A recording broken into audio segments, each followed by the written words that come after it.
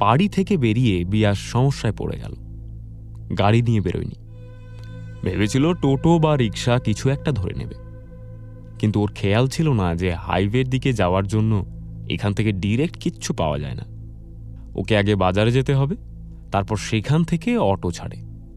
বাজারে যাওয়াটা বিয়াসের জন্য একটু অসুবিধের, ওখানে চেনা লোক প্রচুর, লিচুর বন্ধুরাও থাকে। এই সময় ওকে বাড়ি ছেড়ে বাজারে দেখলে নিশ্চয়ই অনেক প্রশ্ন উঠবে। তাছাড়া শিবপুর ছোট জায়গা, সবাই প্রায় আজ ওদের বাড়িতে খেতে যাবে। কেউ যদি বাড়িতে গিয়ে বলে দেয়, বিয়াস চায় না অফিসার ব্যানার্জির কাছে পৌঁছানোর আগে বাড়ি থেকে কোনো ফোন আসুক, কারণ বাড়িতে ও কি বলবে জানে না। রোদের মধ্যে অনেকক্ষণ হেঁটেও কোনো টোটো বা রিক্সা পেল না বিয়াস। একটু টেনশন হচ্ছিল রাস্তাতে কারোর সঙ্গে দেখা না হয়ে যায়। হঠাৎই পেছন থেকে একটা টোটো এসে দাঁড়ালো। ওকে দেখে জিজ্ঞেস করলো, কোথায় যাবেন? বিয়াস বলল, হাই রোডে যাবে।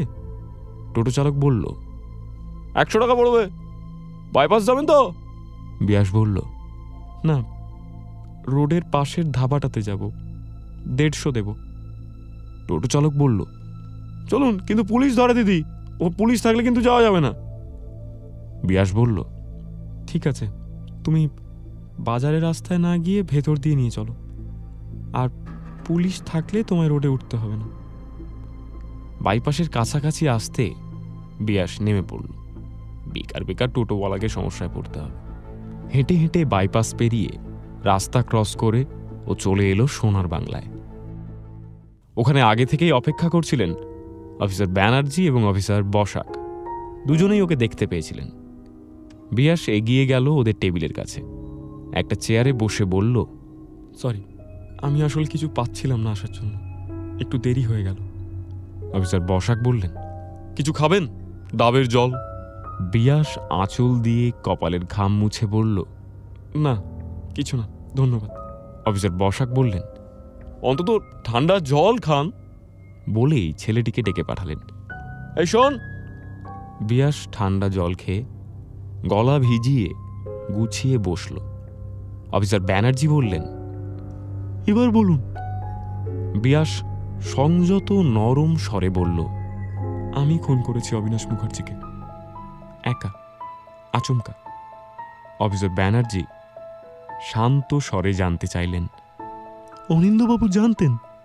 বিয়াস দুদিকে মাথা নাড়াল, না। অফিসার বসাক প্রশ্ন করলেন, তাহলে উনি সব দোষ নিজের ঘাড়ে নিলেন কেন? বিয়াস বলল, সেটাই তো বুঝছি না। অফিসার বসাক বললেন, আপনিও তাই করছেন না তো, মানে ওনাকে বাঁচানোর জন্য? অফিসার বসাকের কথা শেষ হওয়ার আগেই বিয়াস ব্যাগ থেকে রেকর্ডার বের করে টেবিলে রাখল। বলল, না, আর তার প্রমাণ এটা। অবিনাশবাবুর মারা যাওয়ার ঠিক আগের মুহূর্তের সমস্ত কথা এখানে রেকর্ড করা আছে, সবটা বলা আছে এতে। অফিসার ব্যানার্জি রেকর্ডারটা হাতে নিলেন, প্রশ্ন করলেন, কেন খুন করলেন? বিয়াস একটু সময় নিয়ে বলল, নইলে এতদিনে আমি খুন হয়ে যেতাম। উনি আমায় খুন করতে লোক পাঠিয়েছিলেন দার্জিলিংয়ে। দুর্ভাগ্যবশত আমার জায়গায় আমার বন্ধু খুন হয়। বিয়াস দাঁত চেপে কান্না আটকে মাথা নিচু করল। একটু সময় নিয়ে নিজেকে সামলে নিল বিয়াস। মুখ তুলে বলল, আমার একটা উপকার করবেন? আমার বন্ধু সৌনকের খুনের কেসটা দার্জিলিংয়ে বিকাশ তামাং বলে একজন পুলিশ অফিসার ইনভেস্টিগেট করছেন। ওনাকে একবার রেকর্ডিংটা শোনাবেন প্লিজ। ওতে অবিনাশ মুখার্জি সবটা স্বীকার করেছেন। আমি জানি আমার বন্ধুর কেসে ইনভেস্টিগেশনে আমি সবটা জেনেও পুলিশকে হেল্প না করে খুব ভুল করেছি, প্রতারণা করেছি দিনের পর দিন আমাদের বন্ধুত্বটাকে। সৌনক। কাঁদতে লাগলো বিয়াস, শান্ত নিঃশব্দ কান্না। বলতে লাগলো, কিন্তু বিশ্বাস করুন, আমি ওর খুনিকে ছেড়ে দিইনি, আমি নিজের হাতে শাস্তি দিয়েছি। উনি আমার জীবনের সব থেকে বড় অপরাধী। আমার জীবনের সব ধরনের বিপন্নতার একমাত্র অপরাধী উনি। উনি আমার জীবন থেকে আমার সব থেকে কাছের মানুষ। আমার মা, আমার মায়ের কাছের লোক যারা, দাদু, দিমা, আমার মাসি, সবাইকে নিজের হাতে খুন করেছেন। আমার এবং আমার বাবাকে নিঃস্ব করে দিয়েছে। আমার বাবার অস্তিত্ব জেনে গেলে হয়তো তাকেও খুন করতে লোক পাঠাতে। কিন্তু দুর্ভাগ্যবশত আমার বাবা কিছুই মনে রাখতে পারেন না। তাই হয়তো অবিনাশ মুখার্জির কৃপা দৃষ্টি পড়েছিল আমার বাবার ওপর। মলিন হাসল বিয়াস। আমার জীবনটাও তো কেড়ে নিতে চেয়েছিলেন, পারলেন না। আমার সব থেকে কাছের বন্ধুকে কেড়ে নিলেন। আমার বন্ধু নিজের জীবন দিয়ে আমার প্রাণ বাঁচিয়ে গেল, অথচ সে জানতেও পারল না যে কেন তাকে চলে যেতে হলো। বিয়াস কান্নায় ভেঙে পড়ল। হু হু করছে তার বুক, কষ্ট হচ্ছে, কিন্তু হালকা লাগছে বিয়াসের। অনেকগুলো দিন এই কথাগুলো জমেছিল একা বিয়াসের মধ্যে। কাউকে বলতে পারেনি এসব। নিজের ভেতরের আর্তনাদ, কান্না, চিৎকার বলে ফেলার একটা জায়গা পায়নি বিয়াস। সব থেকে কাছের মানুষ অনিন্দকে বলার জন্য ছটফট করেছে দিনের পর দিন, কিন্তু নিজেকে নিয়ন্ত্রণ করেছে বিয়াস। যতই হোক, অবিনাশ মুখার্জি অনিন্দর বাবা। তাই অনিন্দকে এত কাছ থেকে, এত বাঁধনহীন ভালোবাসার পরেও, অবিনাশ মুখার্জির এই অতীত জানার পর বিয়াসের মনে এই অদৃশ্য দেওয়াল উঠে গিয়েছিল। জীবনের সবটা যাকে বলা যায় তার কাছ থেকেও খুব গোপনে আড়াল করে রেখেছিল এইসব। অনেকদিন পর নিজের যাবতীয় অভিযোগ, দোষ, অপরাধ, ক্ষমাহীনতা সবটা বলে প্রাণ খুলে কাঁদছে বিয়াস। অফিসার ব্যানার্জি সময় দিলেন বিয়াসকে। ধীরে ধীরে প্রশ্ন করলেন, আপনার বাবা এখন কোথায়? উনি ঠিক আছেন? বিয়াস স্বাভাবিক হল, কান্না সামলে উত্তর দিল, হ্যাঁ, বাবা বাড়িতে, মালবাজারে। অফিসার ব্যানার্জি প্রশ্ন করলেন, আপনার মা কিভাবে, মানে যদি একটু বলেন। বিয়াস বলল,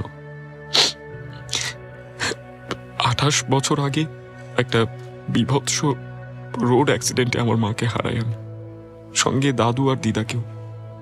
ড্রাইভারের পাশের সিটেই মা বসেছিল, পেছনের সিটে মায়ের দিকে বসেছিল দিম্মা আর ড্রাইভারের দিকে দাদু। সামনে থেকে একটা ট্রাক এসে মায়ের দিকে সাইডটা পুরো রাস্তার সঙ্গে মিশিয়ে দিয়েছিল। কেউই বাঁচেনি। মা আর দিদা স্পট ডেড। দাদু হাসপাতালে কিছুক্ষণ বেঁচেছিলেন, জ্ঞান ছিল না। আর ড্রাইভারকে হাসপাতালে নিয়ে যাওয়ার পথেই তিনি মারা যান। পুরো অ্যাক্সিডেন্টটাই সাজানো ছিল, অবিনাশ মুখার্জির তৈরি করা। আসলে এই ঘটনার একটাই কারণ ছিল, যা আমি জানতাম না, আমার বাবাও জানেন না। তখন আমি আর বাবা মায়ের অভাবে চলে যাওয়াটাকে আমাদের ভবিতব্য বলেই মেনে নিয়েছিলাম, দুর্ঘটনাই ভেবেছিলাম। এতগুলো বছর আমি তাই জানতাম, কিন্তু কিছুদিন আগে আমি জানতে পারি ওটা সত্যি ছিল না।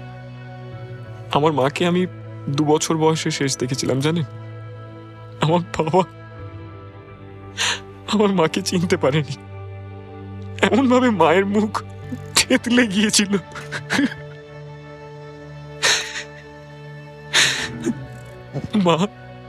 মা যে শাড়িটা পরে বাড়ি থেকে বেরিয়েছিল,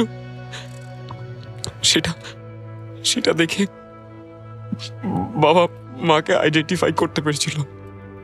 পরে আমি বাবার থেকে শুনেছি, বাবার ভুলে যাওয়ার অসুখ যতদিন ছিল না, ততদিন বাবা মায়ের কথা বলতো। আমাকে শেষবার মায়ের মুখ দেখতে দেওয়া হয়নি, খুব ছোট ছিলাম তো। আমি মায়ের শাড়ি দেখে চিনতে পেরেছিলাম।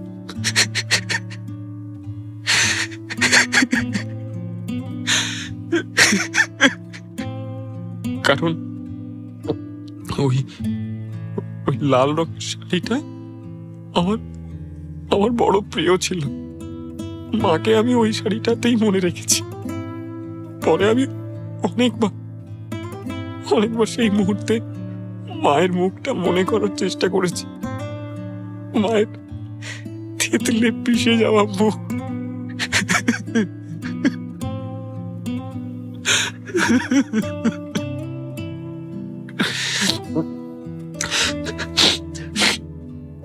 কতটা যন্ত্রণা, কতটা ব্যথার। অবিনাশ মুখার্জিকে মারার সময় আমার মাথার মধ্যে কাজ করছিল ওই বিভৎসতাটা। বিয়াস দু হাতে নিজের মুখ ঢাকল, কান্না জড়ানো গলায় বলল, আমার মায়ের খুব নরম, সুন্দর আর মিষ্টি একটা মুখ ছিল, জানেন। আর আজকে সেই মুখ আমার আর মনে পড়ে না।